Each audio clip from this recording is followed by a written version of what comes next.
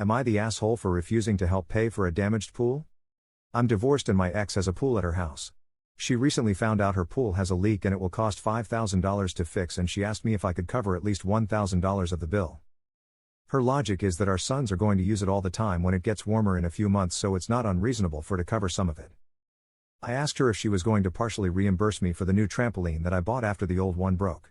She said no, because the trampoline was used every day whereas her pool was used seasonally and therefore was normal wear and tear.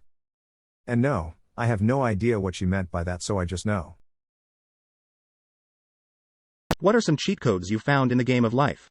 Walk with a purpose. For some reason, people think you're busy and you don't get hassled. No one stops a guy or girl carrying a pizza. It can get you backstage to concerts. Take a $1 bill and flip it over. Now tape a $5 bill and tape it to the end of the upside down single with as little tape as possible to make it secure. Now feed the $5 bill into a change machine. The coin machine reads the 5, gives you quarters, then reads the upside down single, rejects that, and boom, you got yourself a felony. I am an assistant teacher in a preschool. Asking if kids can use their sitting muscles and listening muscles during circle time makes the kids want to show me how strong they are. If you are punctual, smartly dressed, and quite friendly, you can actually get pretty far in most jobs without being that good at anything or trying very hard. When someone says something true, say, "You're right," not, "I know." It'll make them feel better and you've still shown everyone how awfully clever you are. If any website offers a percentage coupon code like 10% off, try higher values like 20% off. They often have them.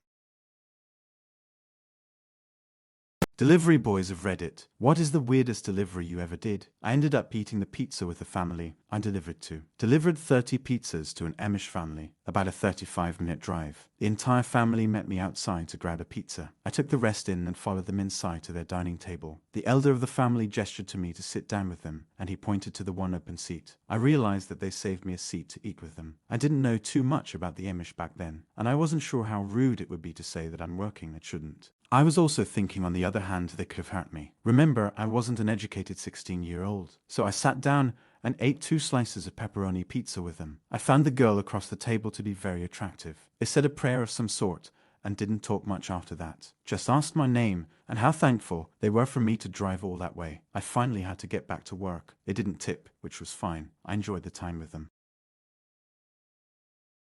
What is your best "they can't send us all to detention" story? I was a foreign exchange student in Germany as a 7th grader. Germany as a whole was extremely against Bush starting a war with Iraq, so in early March, it started to circulate the school that if the war would in fact start, everyone would walk out in protest. March 20th came, and the 11th and 12th graders sounded the alarm. The entire school streamed out in a gigantic mob. They tried to lock us in, but it turns out that you really can't prevent 500 kids/teenagers from going somewhere, so doors were forcibly held open and people jumped from the first-story windows. Everyone took the public transportation to the middle of the city, where our school met up with 3 other school bodies and we marched through the streets. I remember, my class was supposed to have music that day, so we all got our recorders out and blew them as loudly and off-key as possible. As the American foreign exchange student, it was definitely a bit awkward to be ditching school to protest my own country.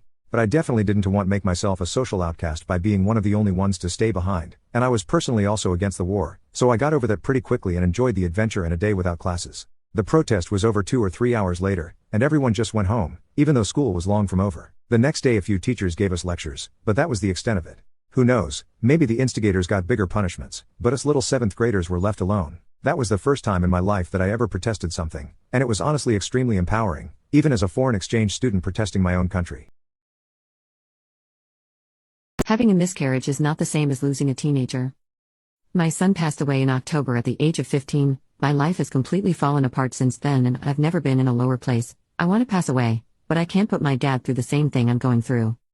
Whenever someone I know, whether it's family, co-workers, friends, anyone, finds out about what happened, they obviously start telling me how sorry they are for my loss, which is fine, they're being nice, but so many people have continued that conversation with, "You know, I get how you feel. I had a miscarriage a few years back and I was depressed for a while after that." Look, I know miscarriages are sad, but my son wasn't an effing fetus. He had interests, a personality, a sense of humor. He was a fully fledged person. A fetus never had the opportunity to become a person in the same way a 15-year-old did. I don't care if this makes me a jerk. A miscarriage is not the same thing as losing a teenager, not even close. I had to sit through my cousin telling me about her miscarriage for about 10 minutes this afternoon during Christmas lunch, and I listened. I thanked her for her condolences. I didn't say anything about how unfair that comparison is, because I love her, but I wanted to scream at her. Just say you're sorry for my loss and move on. I don't want to talk to you about it or your miscarriage, especially not during Christmas lunch. Women have to have long hair, be skinny, smart, but not smarter than me, and have to know how to cook. Otherwise they'll never have a chance to date a guy like me. What's a subtle sign that someone is not a nice person? When they always playfully insult you, but can't handle any criticism about themselves. They keep reminding you that they're a nice person. Everything you say you've done they've done twice. Always playing the victim.